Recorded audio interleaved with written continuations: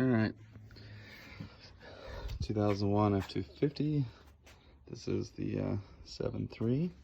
Had an issue with brakes, so I replaced the Hydro Boost, and then I ended up putting a new master cylinder on. Pretty easy project. You got 4 bolts that you take off on the inside and a little thing that you pull out that releases the brake pedal on the inside. Then you have the 2 bolts, and then these swing tabs just swing out of the way. Same on this side. You have a bolt right back here, and then the 2 brake lines, and then you have your cruise control that you take off right there. And then you do have a harness there. So I just got done with the bench bleed procedure, and now it's time to start the bleed process on the calipers. So on the inside, like I said, pretty easy as far as just connecting the brake pedal. You have the 2 bolts on that side, the 2 bolts on that side, and then you just have where this connects right there, there's a little pin right there that you just pull off. This will come off and it'll release the brake pedal, and then that's the shaft that goes to the Hydro Boost. So simple process on the inside. A couple of the bolts were stubborn on the top to get off, so yeah, pretty simple process so far. My first time doing anything with a hydraulic braking system on a diesel, so it's kind of a simple but fun process. I've done brakes on several other vehicles, but nothing with the hydraulic lines to the Hydro Boost that Ford designed to run off the power steering pump. So here's the old master cylinder.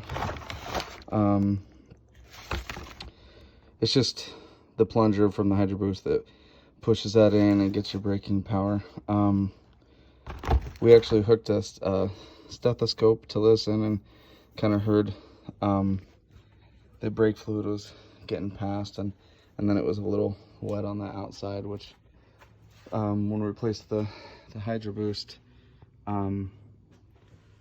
it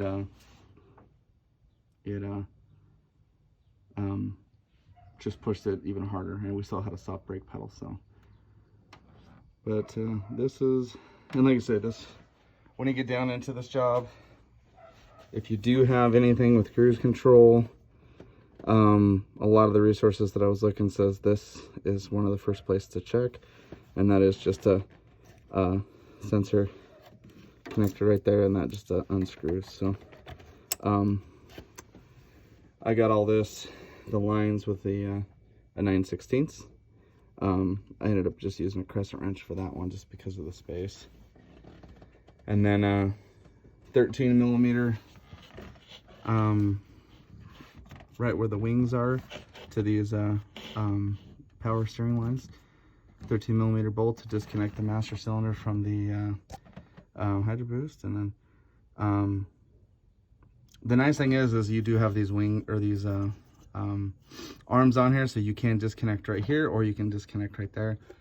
I ended up just disconnecting it right here. It was just easier to pull the lines off and get it out of the way. I did have to remove the all the intake, put the battery back in just because I moved it from a parking spot before. You do have 2 batteries on diesels, so if you do disconnect this battery, always remember this stays hot. So yeah, then if you stuff any rags or anything like that in your intake, just be careful that you don't start the vehicle, because it'll suck right into that turbo. So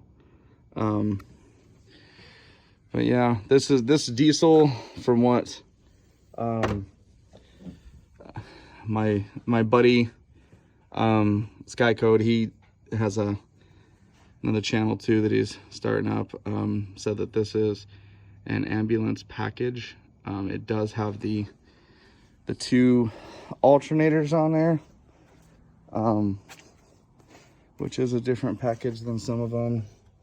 You could see my other alternator right there. So a little bit of a different system than standard, but nice old 7.3. Another video that we're gonna have coming up here soon is we're gonna be this in here.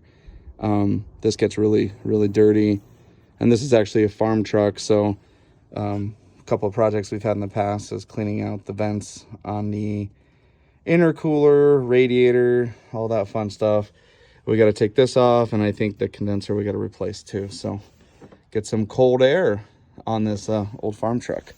So there she is for all my diesel 7.3 Power Stroke guys.